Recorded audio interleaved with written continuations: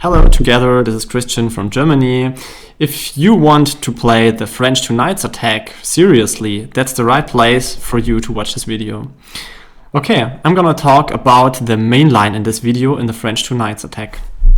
The opening starts with pawn to e4, pawn to e6, knight to f3, pawn to d5, knight to c3. And now you can see the possibilities from black. By far, the main move is knight to f6, and this is the move we're going to concentrate in this video. Another sideline goes with c5 or knight to c6, but I think both of them can be tricked very quickly. If you want to see more about these two sidelines, you can write it in the description and I make an extra video for you. Okay, we're going to concentrate on the main line after knight to f6. Here it is important to push pawn to e5 to gain some advantage. Black has two choices, the main move knight to d7 and the sideline knight to e4. I'm gonna show you at first the sideline knight to e4. It is important to know the next move to gain some small advantage here for white. The main move is the strange looking knight to e2.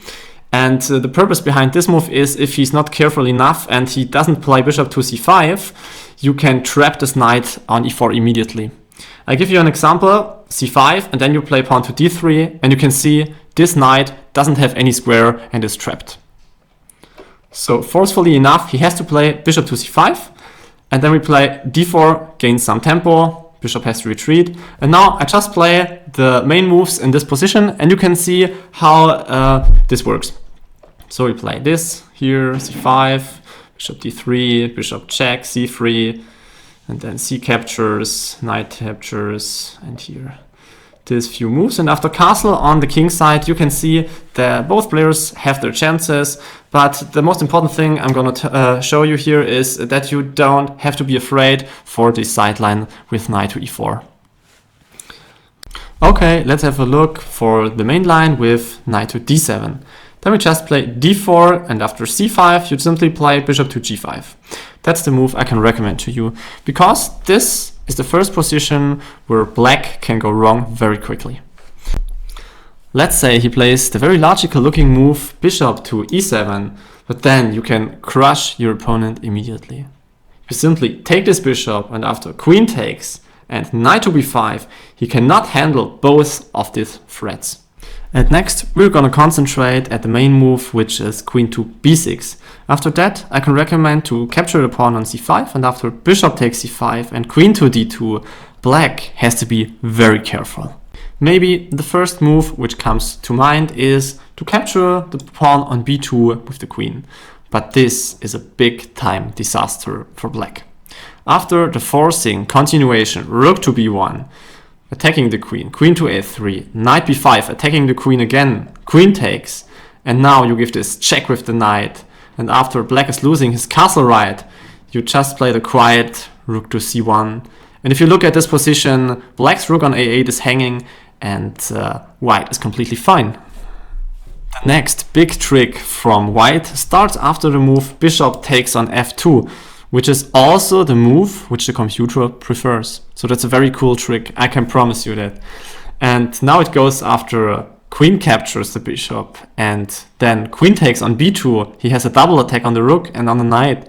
Then you play king to d2, queen captures rook, bishop to b5, pinning the knight, and black's queen doesn't have anything better to do than to capture the rook on h1. I hope you can see the winning move in this position. I just give you a few seconds. I hope you got it, and the main move, the winning move, is queen to c5. You're just threatening checkmate on e7, and there's only way to stop this checkmate, and this is by sacrificing his queen. After queen g2 check, king to c1, and queen captures bishop, and after knight takes, you can see all of your pieces are developed, and you have an extra queen. I just show you a few moves because this position is not always easy to win this. I just show you the most important things here. After the knight to c6, you should immediately capture the knight. After pawn takes, queen takes, then there's rook to b8.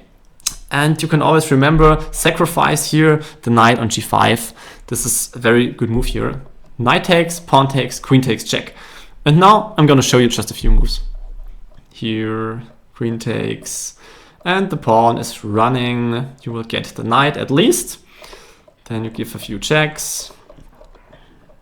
So, if you reached kind of these positions, I think white is better, and you can always have some checks, and perhaps you're getting one rook more. Okay, let's have a look at the best move for black, I think, in this position, which is to play knight to c6. You just want to play a solid game with good developing.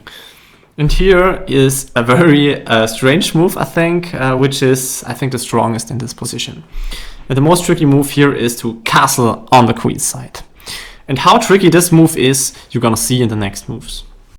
Here, black has three very logical choices you can see on the arrows.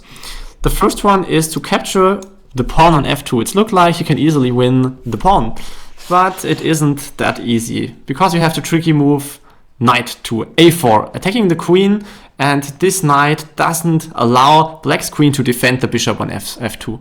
So he has to start and counterattack with queen to b4, attacking the knight. But then you just capture the bishop, and after queen takes knight, king to b1. Now it's a hard decision for black, because he can win another pawn. For example, knight captures on e5. But then this is completely losing move. I can show you that knight takes, and here the winning blow with queen to c5. You have a double threat. The first threat is checkmate on e7. The second threat is to winning the queen with bishop to b5. And this is completely winning for white. If your opponent is scared to capture the pawn on f2, and for example, he wants to take the pawn on e5, I can show you exactly what to do. Here exists very forced continuation. After knight takes, and knight takes on e5, then we have the knight on a4, double attack queen and the bishop, and now he has to play the forced queen to b4. Then we can capture the bishop, and after queen takes, we can simply have an advantage with bishop to e3, getting out the bishop into the game and gaining some tempo. Queen to c7, then king to b1, finishing the castle on the queen side. And after castle on king side, now we can make our game faster with pawn to f4. That forces the knight to move away, for example here to the c4. But no matter, this is a double attack on the queen and the bishop, but you can just take this knight, and after pawn takes, you just play bishop to d4, and now you have an attacker on your opponent's king side. Okay, let's say rook to d8, queen to e3, and then we just play a logical move, which is b5. This is also, he's gaining for an attack on your king. But no matter, you just play the quiet queen to g3, threatening the checkmate. He plays g6, but then here comes queen to g5. And you can see the easy plan from white, which can be very infecting. So I would say this position is much better for white. Let's jump back and to move 6. And before we just looked at queen to b6, which is the most played move here. And at the second time, we look at another very good move for black, and this is queen to a5. It is not as tricky as it was before in the other variations, and I had to search for a good system against it very long. So now I can show you that. I can recommend to you that you play immediately bishop to b5. The main move which the computer says is pawn takes on c5, but I don't like this move. I think it gives too much chances for black. So bishop to b5 is the move I can recommend to you. The main move for black is to capture pawn on d4 after knight takes, a6, bishop takes, castle on the king side. Now, this game is a very slow game, I would say, but I think this is the strongest continuation you can have as black. It is very hard to get some counter chances with white here. And if you play this variation, I think both players have their chances. And so it is important that I will show you that. Okay, let's say a few moves for you. Knight on c6, knight takes, pawn takes. It is important to take with the pawn, because now he can push pawn to c5, only by the way. But then rook to e1, then rook to b8, attacking into opponent b2, rook to b1, and then I just play a few moves. Here c5, bishop is threatening to attack the queen, queen goes back, and then we have queen to f3, bishop to e7, queen to g3. And I think both players have their chances in such a game, and I think this is one of the best continuations for white to play against this strong line from black. So castle on the king side is very deadly. As you can see, you can win the exchange after bishop to h6. And also, yes, black's king has to stay in the middle of the board. And later on, you can, for example, play king h1 and play push f4.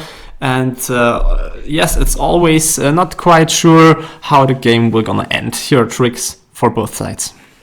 Okay.